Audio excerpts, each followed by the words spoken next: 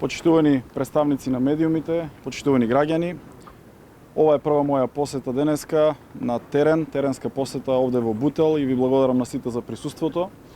Денес сакав да извршам увид заедно со директорот на акционерското друштво за стопанисување со стамбени деловен простор и со градоначалникот на општина Бутел во изградбата на оваа социјална зграда која што е позади нас, која што се движи со навистина сериозна динамика. Зграда која што има предвидено 312 стана и станови кои што секако ќе бидат употребени за наши сограѓани на кои што тоа им е најпотребно за да добијат кров над глава. Државата навистина води грижа за изградбата на социјалните станови и можам да кажам дека во овој момент низ територијата на целата држава се градат над 500 вакви станови, од кои 312 се овде во општина Бутел.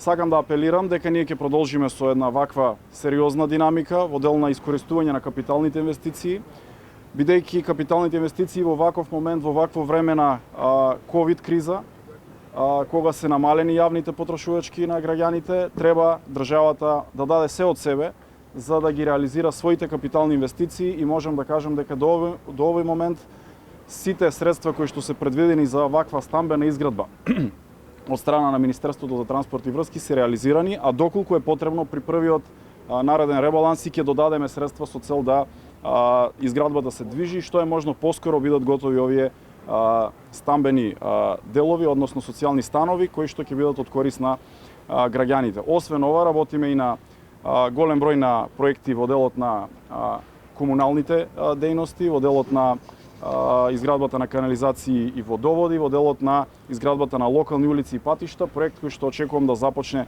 наскоро, така што ќе продолжиме и во наредниот период во блиска комуникација со сите јавни претпријатија, ќе бидеме и на терен заедно со градоначалниците, заедно со граѓаните со цел да правиме што е можно поголем притисок за реализацијата на овие објекти и на овие капитални инвестиции да добие уште посилна динамика и уште посилна димензија. Ајде, прво за автопатот Кичево-Опник, кажете ми каква е состојбата таму, утната трасата, неутната, кога се очекува да биде завршен и кој се? Сакам да потенцирам дека во изминатите 2 дена во Министерството за транспорт и врски започнав да ги скенирам сите состојби со сите проекти во сите сектори, така што во наредниот период ќе работиме и на разработка на се она што е спорно, проблематично во дел на капиталните инвестиции, во дел на патиштата и во дел на водоводите, на кој да било секторот кој што припаѓа под Министерството за транспорт и врски и секако ќе имаме и теренска посета таму.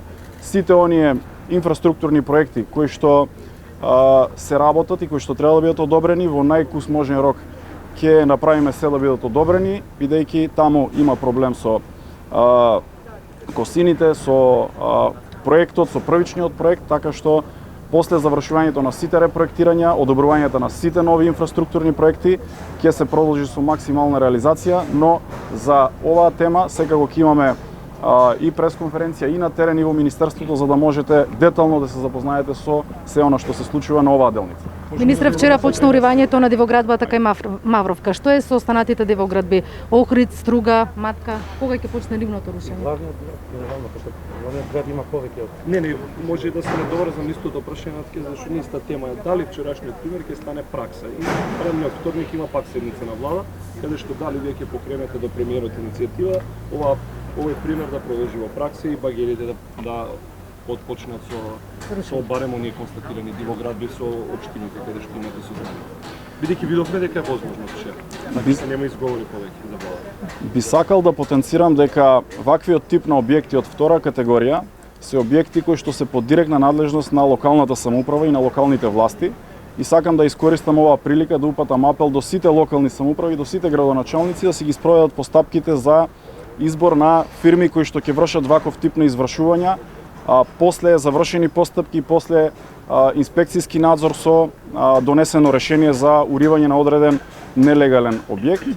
Така што во таков случај треба општините да си ги превземат своите одговорности и да ги решаваат овие проблеми, бидејќи овие проблеми се проблеми на локалните самоуправи. За случајот со Мавровка се сеќавате дека овде има постапено инспекторот, има донесено решение, општината во неколку наврати за добро познати на јавноста се обида да најде фирма која што ќе го изврши одстранувањето на овој објект, а беше секако од инспекторот побарано и од самиот инвеститор на овој објект првично да го отстрани, а доколку не го отстрани, тогаш се пристапува со извршување од страна на општината.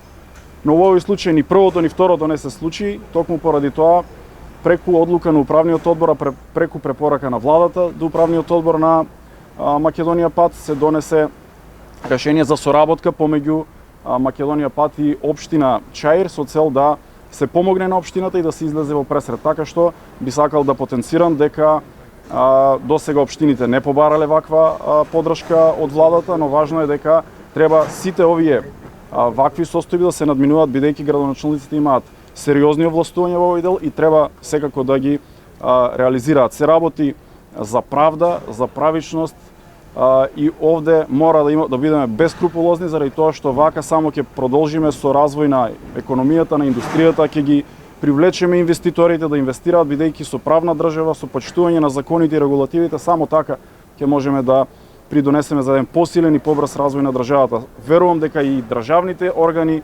секако локалните институции и секоја институција која што има надлежност ќе постапува согласно своите надлежности и да не ни се случуваат повторно вакви или слични состојби. Тоа ако општината не реагира.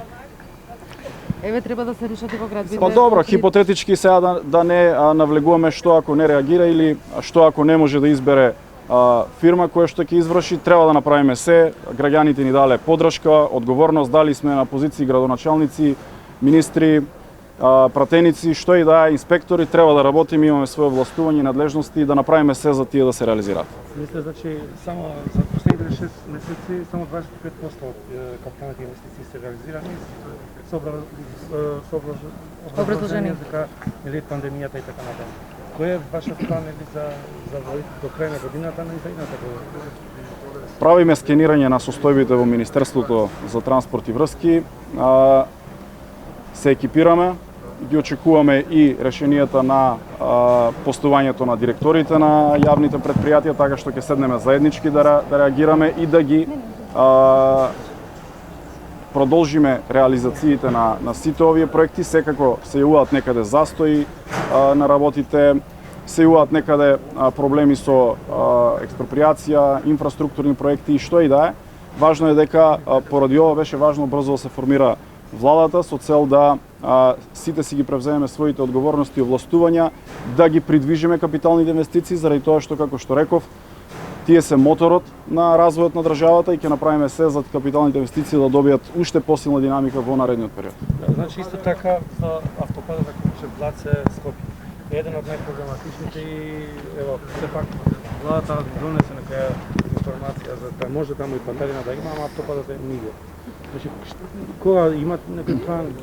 Јас во наредните денови ќе остварам средба со директорот на јавното предпријатие за државни патишта, кој што има директна надлежност за изградбата на овој пат. Од тоа што го имам денеска како информација е дека таму изведувачот е воведен во работа, но мораме да видиме и динамиката и доколку таа динамика е слаба, ќе направиме притисок да што е можно побрзо се одглави и да продолжи со изградба. Доколку има некој проблем институционален, тука сме да го решиме, но доколку проблемот е во изведувачите, секако да ги забрзаме и да им укажеме на роковите, заради тоа што средства има, тие средства кои што се предвидени треба да се реализираат со цел изградба на патишта, инфраструктура, развој на економијата, бидејќи главниот мотор токму за развојот на економијата и на отворање на нови работни места се патиштата и патната инфраструктура. До каде е тендерот за патот и Струга Кефсана?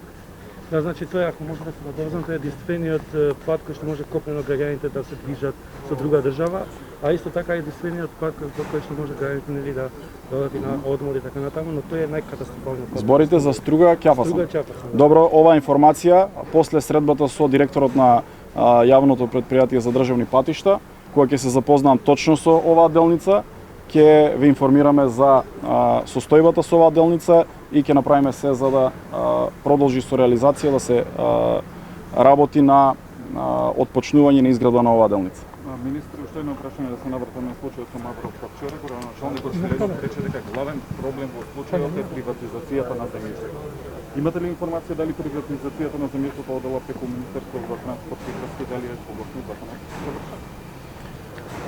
Според моите информации се работи за две катастарски парцели на кои што е изграден тој објект. Сепак не сум остварил средба со градоначалникот на Чаир за да точно ме упати во целиот предмет, во целиот овој процес, но како до вчерашен градоначалник знам дека под легализиран деловен објект земјиштето не може да се легализира, односно да се приватизира, да се купи.